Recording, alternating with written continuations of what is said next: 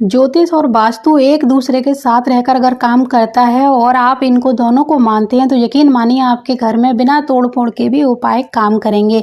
जैसे कि काफ़ी लोगों के यहाँ पर ईशान कोण या अग्नि कोण में गलत निर्माण हो जाता है और उनके पास पैसा या बजट भी नहीं है इतना कि वो उनको ठीक कर सकें, और बिना तोड़ फोड़ का उपाय हर कोई चाहता है। तो मैं आपको बता दूं, जहाँ पर वास्तु के उपाय काम नहीं करेंगे वहाँ पर ज्योतिष के उपाय काम कर जाते हैं। तो जैसे कि मैं अपने चैनल पर आपको देखा होगा कि मैं त्योहारों के बारे में भी आपको समय समय पर जानकारी देती रहती हूँ। त्योहार नामक प्लेलिस्ट में मैंने बहुत सारे त्योहारों का पर वीडियो बनाकर डाले हुए हैं। तो मेरा मकसद केवल इतना ही होता है कि अगर हमारे ईशान कोण में कोई दोष है और हम बिना तोड़ फोड़ के उसको ठीक नहीं कर पा रहे हैं या किसी अन्य मजबूरी के कारण, तो शिव जी के उपाय करने चाहिए। यानी शिवरात्रि के महा उपाय मैंने बताए थे। बहुत सारे लोग त्योहार वाली जो लिस्ट है यानी उन त्योहारों वाली वीडियो को देखते ही नहीं है। इसी तरह अग्नि कोण के उपाय हो गए या फिर नैऋत्य कोण के उपाय हो गए। मैं त्योहारों पर रामबाण उपाय भी अपने वीडियो में देती हूँ, और वो इसीलिए देती हूँ कि अगर आप ये वाले उपाय करेंगे तो आपके घर के अंदर के वास्तु दोष भी बैलेंस होंगे। इसी तरह अमावस्या के जो उपाय हैं उनको करने से भी हमारे बहुत सारे वास्तु दोष ठीक होते हैं। पितृदोष में बहुत तेजी से कमी आना शुरू हो जाती है। तो आप त्योहारों पर किए गए रामबाण उपायों को जरूर देखें और उन्हें करें, आपको काफी राहत मिलेगी। अगर आप चाहते हैं कि माँ लक्ष्मी का स्थायी निवास आपके घर में हो जाए, रोग बीमारियां दूर रहें, दिन पर दिन उन्नति और तरक्की आपको मिलती रहे, तो 7 बातें आपको बताने जा रही हूँ, उनको गांठ बांध कर रख लीजिए तो ये सब कुछ बिल्कुल संभव हो जाएगा। तो चलिए वो 7 बातें कौन सी हैं। पहली बात आपको जो याद रखनी है वो ये है कि घर पर जो दहलीज है उसका बहुत महत्व होता है।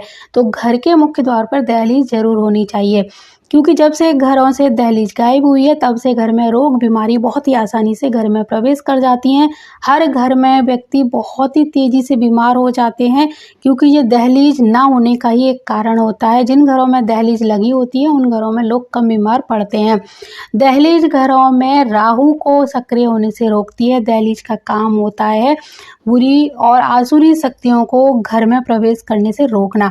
तो आप अगर अपने घर पर दहलीज बनवाते हैं मुख्य द्वार पर, वो भी लकड़ी वाली, और उसका एक विधि विधान होता है, मुहूर्त के निकलने के बाद ही दहलीज लगवानी चाहिए, तो यकीन मानिए आपके 20 से लेकर 30% वास्तु दोषों में कमी आएगी, रोग बीमारियों पर भी लगाम लगेगी।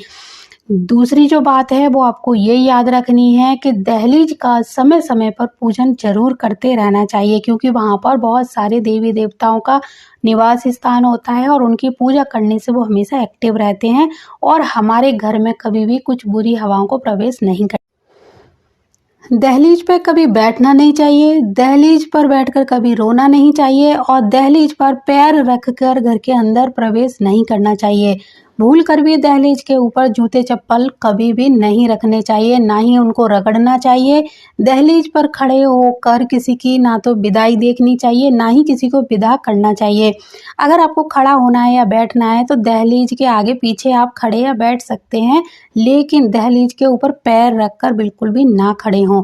दहलीज में मानिए देवताओं का वास होता है, इसीलिए उसको लांग कर ही घर के अंदर आ सकते हैं, क्योंकि दहलीज को जब पार किया जाता है तो पहले उनको प्रणाम करके उन देवी देवताओं से क्षमा याचना की जाती है जिनको हम लांग रहे हैं, उसके बाद प्रवेश करना चाहिए। इसीलिए उन पर पैर रखने के लिए मना किया जाता है। और समय समय पर जब पूजन करते रहते हैं तो वो जो सारे देवता हैं उनकी पॉजिटिव एनर्जी हमें मिलती रहती है, हमारे घर को मिलती रहती है। इसके बाद एक चीज़ हमेशा ध्यान रखें कि दहलीज पर मतलब जो ये चीज़ें तो करनी है, लेकिन अपने घर के हर कमरे में अगर आप दहलीज वाला गेट लगवाते हैं तो आपके घर में वास्तु दोषों में बहुत तेज़ी से कमी आना शुरू हो जाती है। जब भी आप दहलीज लगवाएं तो इस बात का ध्यान रखें कि इसका मुहूर्त निकलवाने के बाद ही दहलीज लगानी चाहिए, क्योंकि चौखट या दहलीज लगाने का एक विशेष मुहूर्त होता है। जिस तरह हम भूमि पूजन का मुहूर्त निकलवाते हैं, गृह प्रवेश का निकलवाते हैं, उसी तरह घर में दहलीज या चौखट लगवाने का भी मुहूर्त निकलवाने के बाद ही ये काम करें, क्योंकि कुछ काम पंचकों में नहीं होते हैं जो अच्छे नहीं माने जाते हैं। तो इसीलिए कुछ अच्छे काम, जैसे घर में छत का लेंटर जब पड़ता है तो उसका भी एक मुहूर्त होता है, बहुत चीज़ों का विचार किया जाता है पंचकों में। तो ये सब चीज़ें जब करें तो इनका थोड़ा-सा मुहूर्त का ज़रूर ध्यान रखें। अब दूसरी बात बताऊँ कि जब आप दहलीज लगवा रहे हों तो दहलीज के नीचे कुछ चांदी की वस्तुएँ ज़रूर दबाइए, जैसे चांदी के सिक्के हों, तार हो या चांदी की मछलियाँ। इससे घर की एनर्जी है वो एक्टिव रहती है और दूसरा ये है कि घर की एनर्जी में यानी भूमि ऊर्जा में कमी नहीं आती है। तीसरी बात ये याद रखिए कि कुछ लोगों के यहाँ पर आज भी दहलीज नहीं है और अब वो लगवाना चाहते हैं तो वो दहलीज लगवा सकते हैं। एक मुहूर्त निकलवाने के बाद आप आपका जो द्वार है घर का, वहाँ पर दूसरी छोटी-सी दीवार बनाकर दूसरा मुख्य द्वार लगवाकर दहलीज लगा सकते हैं। ऐसा नहीं है कि आपको वो द्वार तुड़वाना पड़ेगा। बिना तोड़-फोड़ के भी आप उस द्वार के आगे छोटा-सा द्वार बनाकर दहलीज के साथ में पूरी चौखट लगवाकर द्वार बनवा सकते हैं। इन 5 जगहों पर पूजा घर रखना अशुभ माना जाता है। वो 5 जगह कौन-सी हैं? मुख्य द्वार के पास, टॉयलेट के पास, रसोई घर में, बेडरूम में और सीढ़ियों के नीचे। 2 बातें हमेशा याद रखनी चाहिए कि शाम के समय अपने घर के मुख्य द्वार पर कभी भी अंधकार नहीं होना चाहिए। वहाँ पर कुछ ना कुछ जलाकर अवश्य रखें, चाहे बल्ब जलाकर रखें या फिर दीपक जलाकर रखें। घर पर शाम के समय अगर मुख्य द्वार के आसपास अंधेरा होता है तो वो अच्छा नहीं माना जाता है।